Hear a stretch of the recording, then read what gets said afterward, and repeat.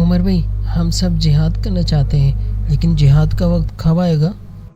تو دوستو آج اسی پر بات کرتے ہیں۔ جہاد کے فرض عین کی جو شرائط علماء کرام نے بیان کی ہیں، ان کے مطابق دنیا کے تمام مسلمانوں پر جہاد فرض عین ہو چکا ہے۔ اس فرض کی ادائیگی میں کوئی سستی، کاہلی اور بہانوں کی گنجائش ہی نہیں ہے۔ البتہ ابھی وہ شرط پوری نہیں ہوئی جو دشمن رسول مرزا غلام قادیانی ملعون نے بیان کی۔ قادیانی فتنے کے مطابق ابھی جہاد فرض نہیں ہوا اور نہ ہی ان کا قیامت تک کبھی جہاد فرض ہوگا۔ دشمن اسلام مسلمانوں پر حملہ آور ہیں اور ایک کے بعد دوسرے مسلمان ملک پر حملہ کر رہے ہیں، لیکن اپنے دفاع کے حوالے سے مسلمان انتہائی غفلت کا شکار ہیں۔ جب لوگوں کو جہاد کی طرف بلایا جاتا ہے کہ آؤ جہاد میں شامل ہو کر اس فرض کو پورا کرو جو اللہ نے ہم سب مسلمانوں پر فرض کیا ہے، تو جہاد سے بچنے کے لیے لوگ طرح طرح کے بہانے بناتے ہیں۔ حالانکہ ان میں سے کوئی بھی ایسا بہانہ، ایسا اعتراض نہیں جو اللہ نے قرآن میں بیان نہ کیا ہو اور اس کا جواب نہ دیا ہو۔ حقیقت تو یہ ہے کہ لوگوں کو دنیا کی محبت اور دنیا سے جڑی ہوئی لمبی لمبی امیدوں نے ایسا تباہ کیا ہوا ہے کہ دنیا چھوٹ جانے کا تصور ہی خوفناک لگتا ہے۔ موت کا خیال تو قبرستان جا کر بھی انہیں نہیں آتا۔ حقیقت کا انکار اور مشکل حالات دیکھ کر آنکھیں بند کرنے کی عادت اب مزاج کا حصہ بننے لگی ہے۔ اس لیے آج بھی خود کو ہر طرف سے گھیرا ہوا پانے کے باوجود لوگ حقیقت کو تسلیم کرنے کے بجائے حقیقت کا انکار کر رہے ہیں۔ لوگوں کے مطابق موجودہ حالات میں کوئی پریشانی والی بات نہیں، وہ یہی سمجھ رہے ہیں کہ ابھی وہ وقت بہت دور ہے، اس لیے مسلمانوں کو پریشان کرنے کی ضرورت نہیں ہے۔ جب امام مہدی آئیں گے تو سارے مسلمان ان کے ساتھ مل کر جہاد میں شامل ہو جائیں گے۔ لوگوں میں یہ سوچ بہت عام ہے کہ جب امام مہدی آئیں گے تو ہم ان کے ساتھ مل جائیں گے۔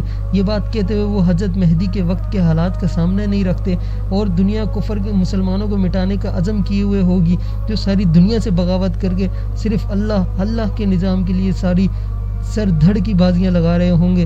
شیطان کے مذہب نیو ورلڈ آرڈر سے بغاوت کر کے اسلامی نظام قائم کرنے کے لیے آگ کے دریا پار کر رہے ہوں گے۔ تمام کفار اور ان کی اتحادی منافقین ان سب کے دشمن ہوں گے۔ انہی اللہ کے نظام کے دیوانوں کے لیے، ان کو مٹانے کے لیے ان کی ہستی کھلتی بستیوں کو کھندرات میں تبدیل کر دیا جائے گا۔ پھول سے مسکراتے بچوں سے ان کا بچپن چھین لیا جائے گا۔ ان کے گھر کی عورتوں کو زندہ جلا دیا جائے گا۔ ان کے بوڑھے والدین کے سامنے جوان بیٹوں کو بم سے اڑا دیا جائے گا۔ ہر طرف خونہ شام جنگیں ہوں گی، پہاڑوں کے دل چیر دینے والے دھماکے، زمین ہلا دینے والی بمباری، جسموں سے خون کے پوارے پھوٹ رہے ہوں گے، کھوپڑیاں ہوا میں ایسے اڑ رہی ہوں گی جیسے روئی کے گالے، انسانی گوشت کے چھیتڑے جگہ جگہ بکھرے ہوں گے، دھماکوں کی آوازوں سے زمین کا دل پھٹ رہا ہوگا اور بندوقوں کی نالیوں سے نکلتی ہوئی گولیاں شائیں شائیں کرتی ہوں گی۔ ایسے وقت میں کون کس کا ساتھ دے گا؟ یہ بہت اہم سوال ہے۔ ان سب کے ساتھ ساتھ سرکاری علماء جو مہدی کو نہ جانے کون سے لقب دے رہے ہوں گے، قیمتی پلاٹوں، بیرونی دوروں، تا حیات سرکاری تحفوں اور لذت بری عیاش زندگی کے بدلے لکھے جانے والے فتوے، سیدنا مہدی کا ساتھ دینے والوں کے خلاف دجالی پروپیگنڈا، میڈیا پروپیگنڈا، یہ تمام باتیں نظر میں رکھ کر اپنے دل سے پوچھو، جب امام مہدی آئیں گے تو ان کے ساتھ جہاد کر لیں گے؟ تو ابھی تو جہاد کا وقت بہت دور ہے نا، امام مہدی کا ساتھ دیں گے یا نہیں؟ اس کا سیدھا سا جواب اللہ نے قرآن میں دیا ہے۔ اللہ نے کیا فرمایا؟ اگر ان کا واقعی جہاد میں نکلنے کا ارادہ ہوتا تو وہ اس کے لیے سامان وغیرہ کی تیاری تو کر لیتے۔ اور دوستو دوسری بات تو یہ ہے کہ اس وقت بھی دنیا میں تمام مسلمانوں پر جہاد فرض عین ہے، تو اس وقت جہاد میں شامل ہونے سے کیا چیز روک رہی ہے؟ یہ جہاد کا وقت ہے، دشمن سر پہ کھڑا ہے، لہٰذا اس وقت جہاد میں شامل ہو جاؤ۔ اگر امام مہدی آئیں گے تو جہاد ان کی قیادت میں ادا کیا جائے گا، اور اگر ابھی نہیں آئے تو ہمیں تو اپنا فرض ادا کرنا ہے نا، جس کے بارے میں ہم سے سوال کیا جائے گا۔ اور دوستو یہ بات یاد رکھنی چاہیے کہ جہاد نماز کی طرح ایک عبادت ہی ہے۔ کسی بھی عبادت کی توفیق اسی وقت ملتی ہے جب دل میں اس کی طلب ہو، اللہ سے گر گرا کر اس کو مانگا جائے اور اس کی قدر کی جائے۔ تو بنا مانگے، اس کی کوشش کیے بنا اور بغیر تیاری کے کس طرح جہاد مل سکتا ہے؟ اس بندے کو آپ کیسے سچا مان سکتے ہو جو یہ کہتا ہو میں نماز پڑھنا چاہتا ہوں لیکن نہ وضو کرتا ہو نہ نماز کی تیاری کرتا ہو؟ اسے کیسے سچ مانو گے؟ ان سب باتوں کے علاوہ اصل اور کھری بات یہ ہے کہ ہمیں اپنے دل کو ٹٹول کر رکھ دینا چاہیے کہ ہمیں اپنے اللہ سے ملنے کا شوق ہے یا نہیں۔ دنیا کی اتنی لمبی چوڑی امیدیں، سامان سے بھرا ہوا گھر، بڑھاپے تک کے منصوبے، بلکہ مرنے کے بعد پیچھے رہ جانے والوں کی بھی پلاننگ، گھر میں ٹائل کون سی لگانی ہے، ڈیزائننگ کیسے کرنی ہے، پینٹ کون سا لگانا ہے، ان سب سے تو لگتا ہے دنیا چھوڑ کر جانے کا ارادہ ہی نہیں، اللہ سے ملاقات کا ارادہ ہی نہیں، دل میں خیال بھی نہیں کہ دنیا سے جانا ہے ہم نے۔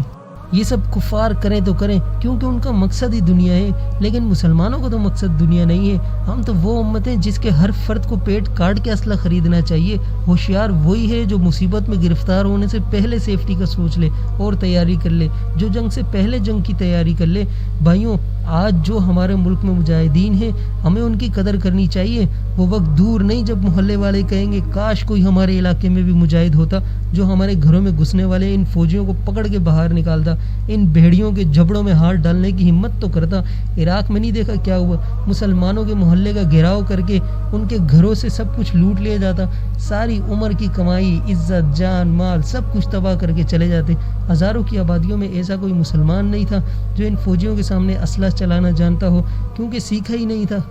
دوستو، جنہیں ہم دہشت گرد کہتے ہیں، پھر انہی طالبان دہشت گردوں نے دنیا کے مسلمانوں کی مدد کے لیے اپنے گھر چھوڑے، اسلحہ اٹھا کر میدانوں میں کودے۔ یمن، سعودیہ، شام، پاکستان، کشمیر، ہندوستان، افغانستان، عراق میں مسلمانوں کی چیخوں پر لبیک کہا۔